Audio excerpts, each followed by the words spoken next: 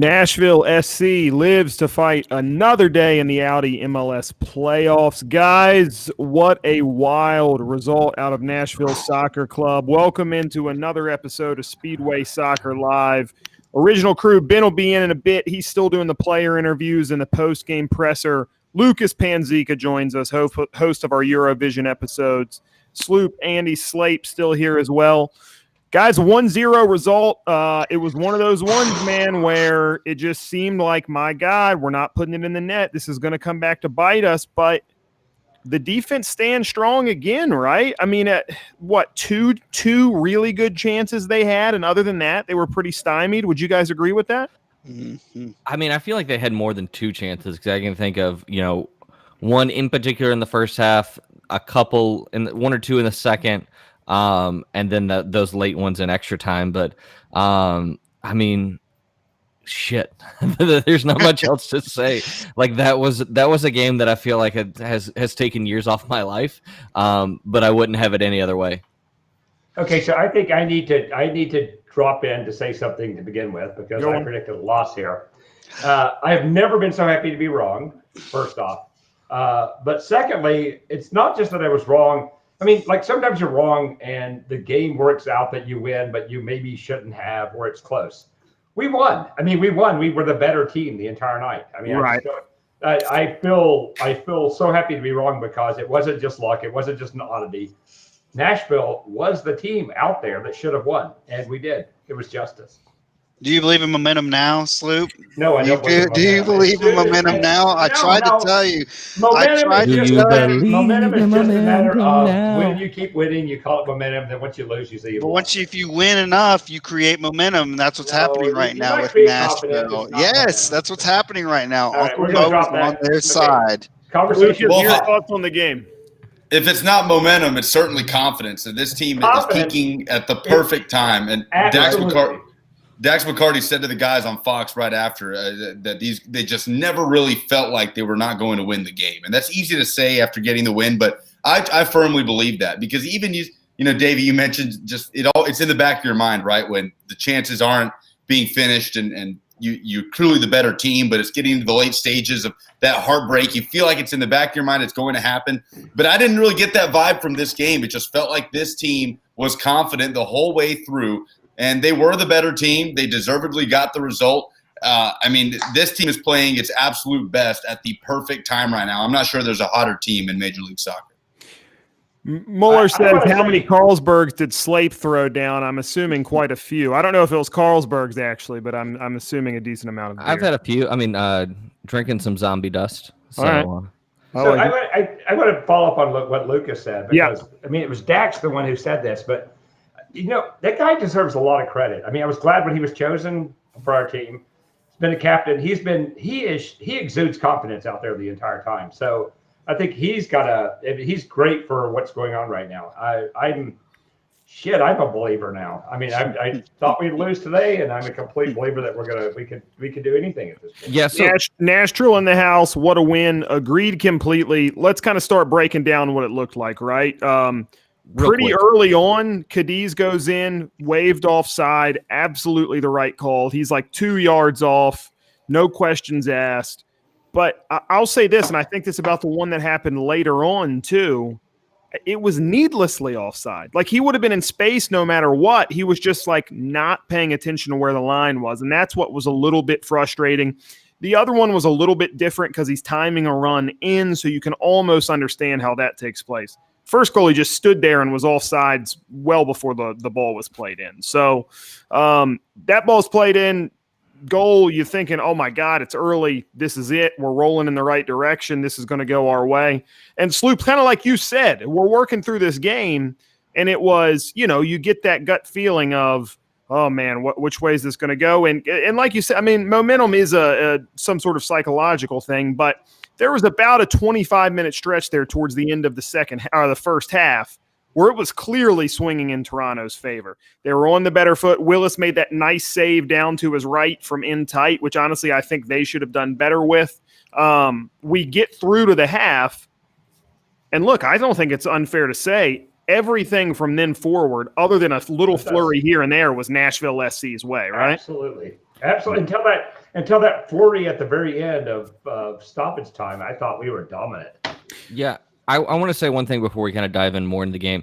I think it is no surprise that we're doing this while Union New England is taking place, but I don't think it's that much of a surprise that the teams that played the play-in games are the teams right now that one of them has won and the other one looks like they're going to go on to win. I know Andy was talking about momentum and confidence, but I think that 2-week break and just being in a rhythm within the game, within playing a couple days, these guys have gone from playing every 2 to 3 days to now they had a 2-week break, and I think the team that's in that rhythm is going to be the team that does well in these playoffs. I want to bring up a few stats real fast. Obviously, 1-0, the biggest stat, really the only stat that matters, unless you're a nerd like Ben. But let's go through the other ones anyways. XG 3.07 to Nashville, 1.56 to Toronto, 12 shots, 4 on goal for Toronto, 21 shots, 6 on target for Nashville. And, I mean, look, that tells the story of it. I tweeted out, Ben shared that little shot from Opta. I tweeted out, it's going to get lost in the fray because there was some really, really poor finishing, and we shouldn't overlook that. We absolutely have to talk about that. But listen to me. Nashville went on the road and absolutely took it to MLS heavyweight club. They took it to a team that is the real deal. Have they struggled of late? Sure. Have they been on the road for too long? Sure. There's a lot of things you can do, and we'll talk about people are going to want to move the goalpost soon. They went on the road, and they got an absolutely unbelievably good result. Lucas, go ahead. I'd be fascinated to go back and see in the games in which Nashville was the most dominant in this regular season, that shot differential there. What did you say it was? 21 to what? 21 with 6 on target for Nashville, 12 and 4 for Columbus. So 21. Okay. So 21 to 12 with just total shots. I would venture to say that has to be the biggest differential Nashville has seen, or at least I would imagine so this season. I mean, I would think it's their highest shot total of the year. Yeah, it certainly felt that way, and it didn't feel close. So for them to save that, it feels weird because we're sitting here saying this is one of the best offensive performances of the season for Nashville, yet they only were able to muster 1 goal and a lot of frustration with the goals called back. But certainly that has to be the highest shot total. We'd have to go back and look. Well, real quick, and I'll bounce it to Slate, but I'll say this. Yeah, 21 shots with 6 on goal. That's great. But, I mean, okay, Hani twice, Randall not getting his volley on, Moyle not getting his header on. Like, probably 4 or 5 of our best chances didn't go on frame. It was just a dominant performance. The goals just didn't go the way you would think they would have gone with the way this team's been finishing of the last month. Agreed. I mean, I think that Nashville clearly had the better of the chances, and probably should have. I know that we were all saying during the game, like, how are we not finishing these goals? But I mean, finally got the one that counted. I mean, I think one of the big talking points is, and I think it's easier to talk about a bit now, is the decision to not give Jonathan Osorio a red card after kicking out at Daniel Lovitz. I just do not understand how the referee never went to a monitor and even had a look at that. Like, it baffles me that we have VAR, and I know that I'm probably the chief hater of VAR on this podcast. But if it is there, why are you not using it? So like, we saw Ruan get a red card for the exact same thing on Saturday. So like, it's not like, oh, did he not? Like, we've seen a clear instance of this exact thing happening, and luckily for tonight for Nashville that they walk away and that isn't the talking point, that isn't a story because they went and got the goal. But that could have been a situation like we saw with Escobar in the regular season where a guy makes a horrendous challenge, he doesn't get a card, and then the MLS disciplinary committee comes back a couple days later and suspends him for the next game. I'm with Jeffers on this. Clear kick out for me. And what I kind of said it's twice in a week, basically. We've had nearly identical scenarios where you mentioned Juan's kick out. He gets the boot, red card. And then there's the one with the goalie off his line in the in the shootout, it resulted in a red card for him because he already had one yellow. But the second time, it doesn't merit anything. They don't even blow it. So there's just no consistency from pro referees, and it's like a joke, honestly. It's a total joke. Ben, tell me if this sounds right to you.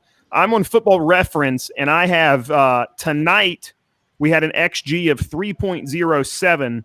The highest I see throughout the rest of the season was 1.8 in a 3-1 loss to Orlando. Does that sound right to you? Off the top of my head, it might have been higher in either the Houston win or the 4-2 win over, game, right? Or the 4-2 win over Atlanta. But I mean, even in those games, I don't think it was significantly over 2. So this has Houston's listed at 1.5, and then the Atlanta win at 1.8. And so I don't know if they're just saying goals that we scored goals that we necessarily were not expected in that game or whatever. Again, that's just the one site I could find the aggregate with all of it. I don't want to get lost in the weeds there. Either way, one of the better performances offensively for Nashville, despite the lack of scoring. Let's kind of get into that lack of scoring. Ben, we've touched on it a little bit. Your thoughts on Cadiz just being offside there? I mean, is this just not a reputation, sorry, just like a cohesiveness thing with the team? What's going on there? I don't know what it is. I mean, maybe it's cohesiveness with the team, but I mean, he's not depending on the team for really anything else. It's just about positioning and looking across the line and making sure he's not closer to goal than any of the defenders. I mean, I don't want to sound too harsh, and obviously Nashville came away with a win, but I mean, it's pretty basic stuff. I mean, even, the free kick goal, especially if that's a design set piece play and he knows that McCarty is flicking the header back across goal. I mean, you just have to time your runs. I don't know what was going on with him. It just didn't look like he was 100% and completely on the same, not necessarily on the same page with everybody else, but just able to, I don't know. He just felt a little bit out of it. His field awareness is a little off, I think, on that. And as someone up top, you've got to be aware of when the defense is trying to pull you off. And I think what's frustrating about it is neither of the goals, like he didn't need to be offside on either one of the goals. He could have made up the yard or two of space and stayed onside. He'd still be wide open on the first header. He'd still be wide open on the free kick.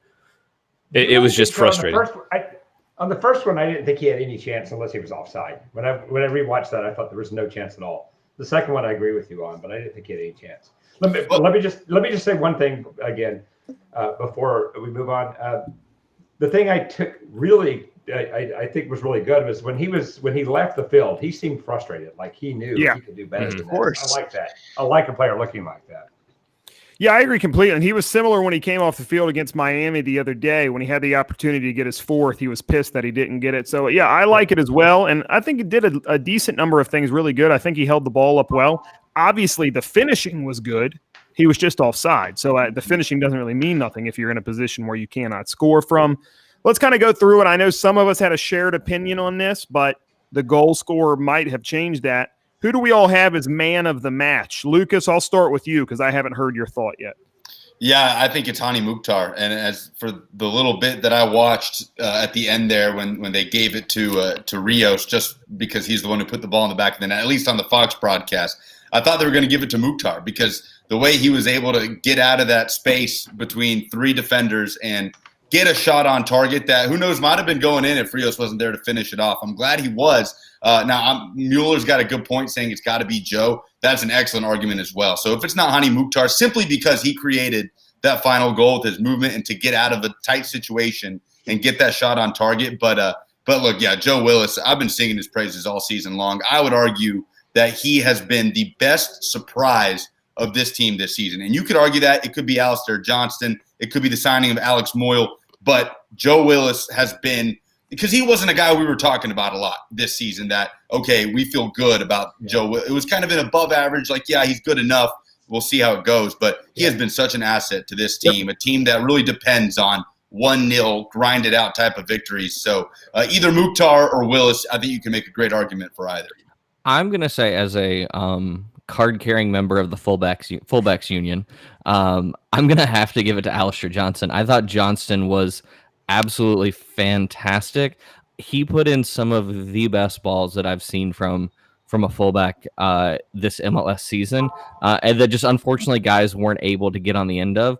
I mean, but he probably should have had 2 or 3 assists, right? Yeah. Yeah.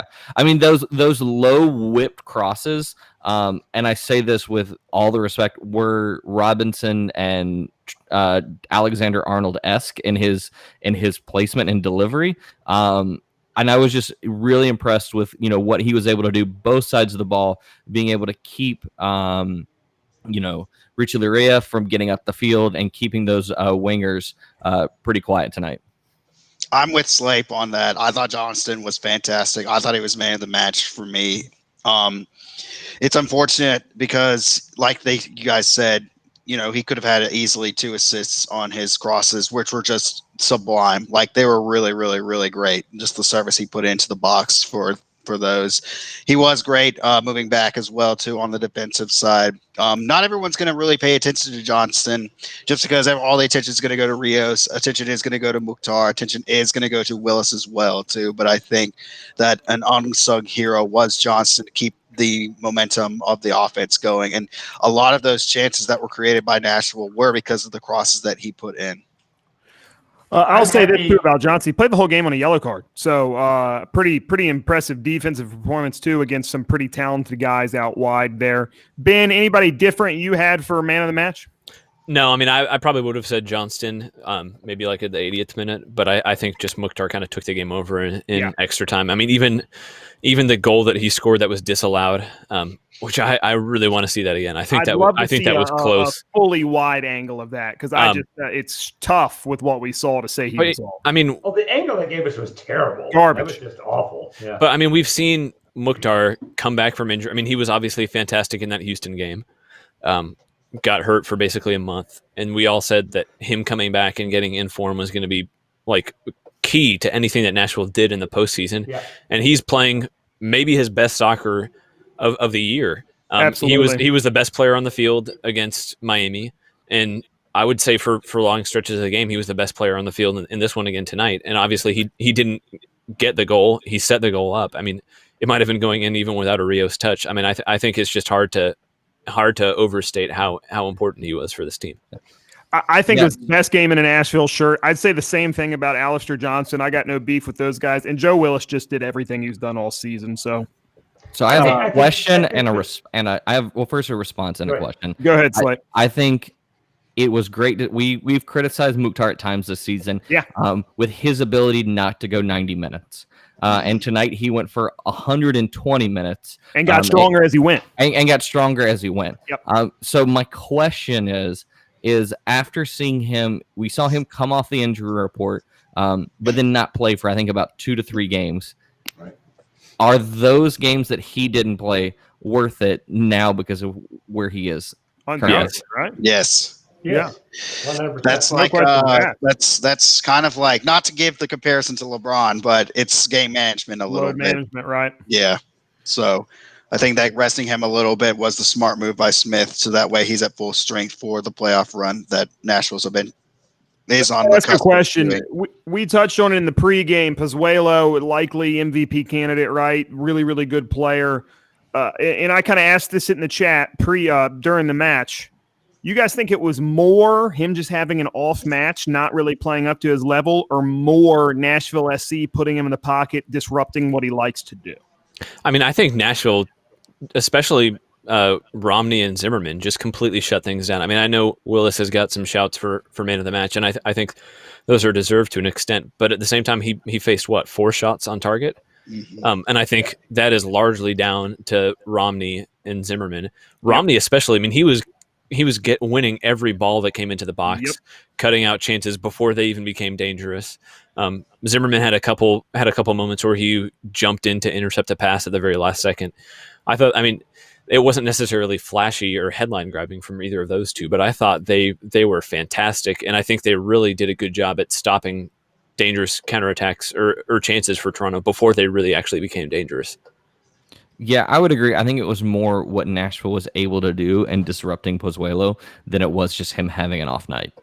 And individually, nobody held Nashville down tonight. Nobody had a bad game. We just mentioned 3 guys that you could very easily give man of the match to. Let me tack that on to that, Lucas, and I'll let you finish. But let's put Anunga at the top of that list. If he comes in, subs in for Godoy, everybody's talking about, are we going to drop off, blah, blah, blah. I don't think the guy put a wrong foot out nearly the whole match. Nope. And we talked about it in the podcast earlier in the week, Ben and Slape and I did, about do we trust Brian Anunga in that spot? And we said, yeah, I mean, there's no evidence not to right now. And he was excellent in tight spaces. That to me, seems like his biggest strength, to get out of tight spaces and put Nashville in a good spot. And so, like I said, nobody held Nashville back. You could argue the finishing certainly needed to be better. The positional awareness from Cadiz certainly needed to be better. There were aspects that needed to be better. You got to bury a team when you're dominating like that. But if Nashville puts out that kind of performance throughout these playoffs, they're going to be an incredibly hard team to beat. $50,000, and he was playing USL soccer last year. It's unbelievable. And I mean, and Jeff Ruder talks about that, why teams need to take more chances on guys like Brian Anunga, and this is just the proof in the pudding, right? Like, these guys have something to offer. Go ahead, Ben. I mean, I was just going to say, we've talked before about just McCarty and Godoy both kind of being on the wrong side of 30 and what Nashville is going to look to do with that position long term. They may have found like the answer already. I mean, Anunga's 24 years old. He's showing that he's able to play at a high level. I mean, he was one of the better players on the field for Nashville in arguably their best performance of the season. And I think, I mean, they'll bring in other pieces, but he is going to be in the mix for potentially years to come. And I think absolutely he may not be the signing of the season this year, but I think a couple years down the road, he could turn out to be one of the best pieces of business Nashville has done. Jeffers has a question. I'll touch on it in just a second. I want to ask Ben, any word in the post-game presser? I know you were on it.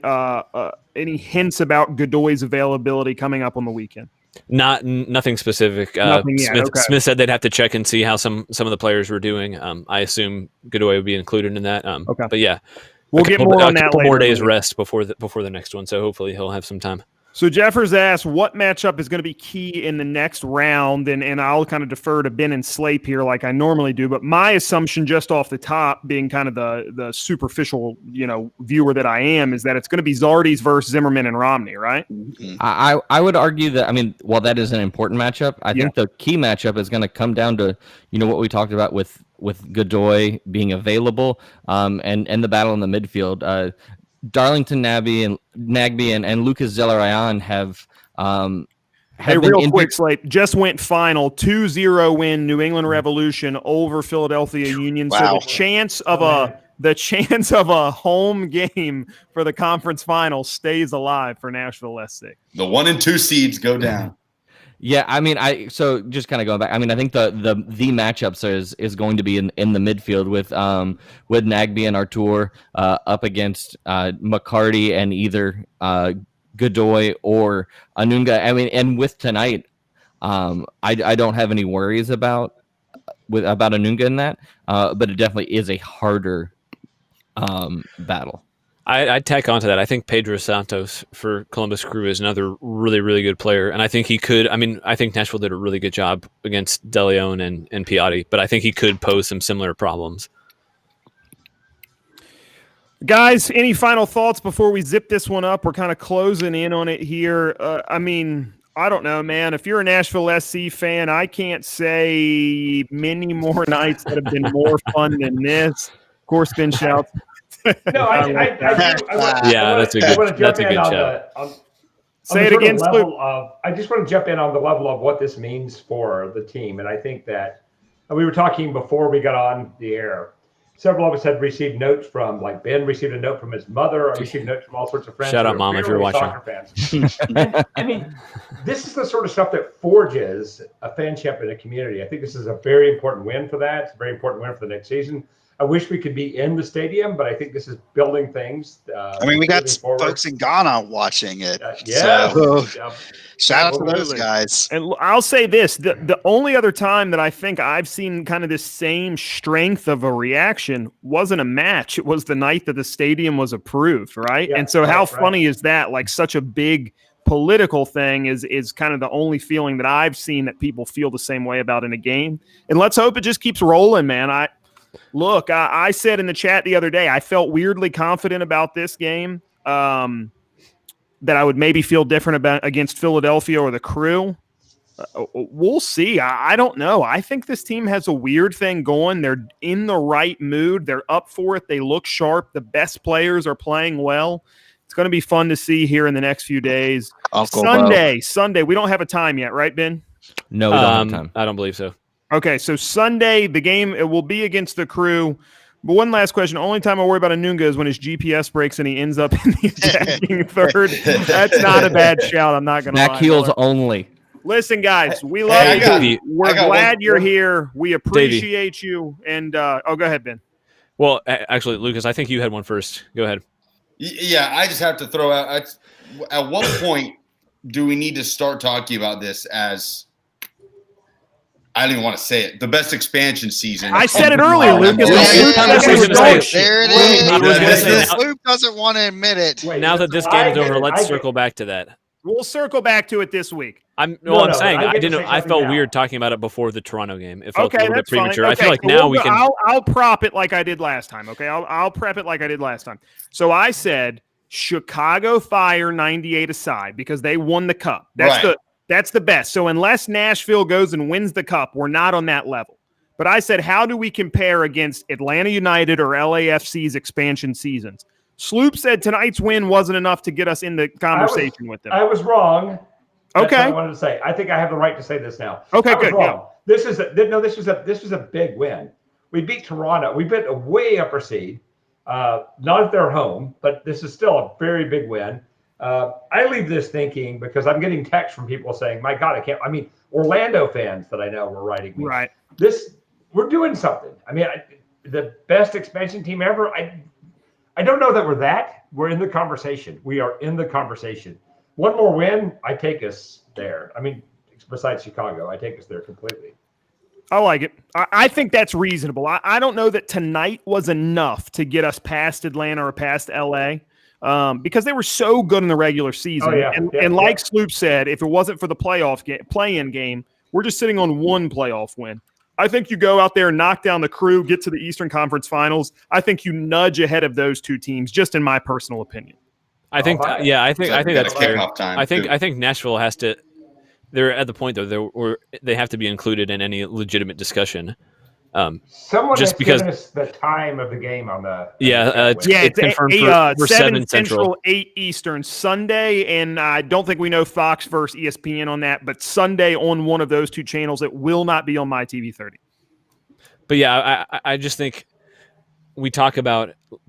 I'm thinking of the Seattle Sounders as an example. They're talked about as one of the best teams in MLS, and they've been a team that's not always been great in the regular season, but towards the back third of the season, they get hot and go on a run and usually do well in the playoffs. And I think we're seeing, I mean, it's not to the same extent that they've done it, but we're seeing something similar for Nashville where they get hot at the right time, go on a run. And I mean, ultimately, you said this, Davey, that's what MLS is built on. That's how you decide which team is the best, not over the course of the regular season, but the playoffs. And Nashville is proving that they can be an effective team in the playoffs. More so than other expansion teams. 3 years, right? We've said that about Gary Smith teams for 3 years. The way he sets his teams up, he's going to give them puncher's chance in knockout games. We always liked him in the Open Cup since that very first big one against Colorado Rapids, right? He sets them up with the opportunity to succeed. And what we're seeing now is that he's got the quality of player to be more than just the team that's going to be defensive and score some weird fluky one. We went to a side away that's been better than us for the majority of the season and took them apart. It could have been 4 or 5-0. Took them apart. And so, it's a good side. Columbus is a good side as well. I'm not ready to say I think we're going to win that game yet or anything like that. But we're absolutely in the conversation with, in my opinion, more than a puncher's chance. Yeah. Anybody knocking that? I just want to say one of the things, Davey, you've said all season when you've been watching us is we look like every time early on, it just looked like we deserved to be there. We never looked like we were out of place. Now we look like we deserve to win most of these games. Right? So we're really coming together that way. Yeah. The last thing I'll say, and then we'll head out real quick. So luckily people watch this and tell us the information and are much more informed than we are. 7:00 Central on Sunday on ESPN. Okay. So on the Big Boy channel, ESPN regular Sunday night up against Sunday Night Football. That'll happen. I was going to touch on something else. Oh, sorry. That's what it was. 3-2 win away on decision day at Orlando should have been the signifier to the rest of the league that this team is dead serious, that it's more than just a team who's going to score on weird goals. That's a hard place to go win. It's as big as a test as you can get this year in this league. We passed it. We keep passing tests. I'm excited for the game on the weekend. We'll have a few things coming out this week for you. Broadway Sports Media. We're going to have write-ups on the game. Sloop's got a great interest piece coming out tomorrow. Ben's going to have the recap of the game. And we'll have content all weekend long. Wednesday at 11 o'clock on 104.5 The Zone, Nashville Soccer Show airs. The podcast will be out earlier in the day. Me and Will are recording tomorrow morning. Going to be a big show. We're going to recap the game. We're going to look forward to Columbus. Talk a little bit of Champions League, a little bit of Premier League on the weekend, so all the normal stuff. And then we'll have another episode of Speedway Soccer out in advance of the game. Guys, have we decided if we're going to have just a regular episode or it'll just be a pregame thing again? Or let's decide it right now. I'd say the super pregame. Yeah, we'll do pregame again on Sunday. Sounds good to me. So that's perfect. So we'll do probably 6:30 live Sunday. We'll talk about the crew game ahead of it again. Look, guys, it's a blast. This team is fun to watch. And, quit moving the goalposts, okay? They're good. They're good, full stop. It's a good soccer team. So just get ready for whatever that brings with it. People are going to hate the team. They're going to get sick of seeing us win. They're going to doubt you when you lose. Whatever, all that comes with it, that just means you're better than they are. We're talking to you, Cincinnati. We're talking to you. Stay with it. For Nashville Soccer Show, for Speedway Soccer Pod, I'm Davey. That's Sloop, Lucas, Ben, Slape, and Andy. We love you guys. We'll talk to you soon. Have a great night. Happy Thanksgiving. Happy Thanksgiving.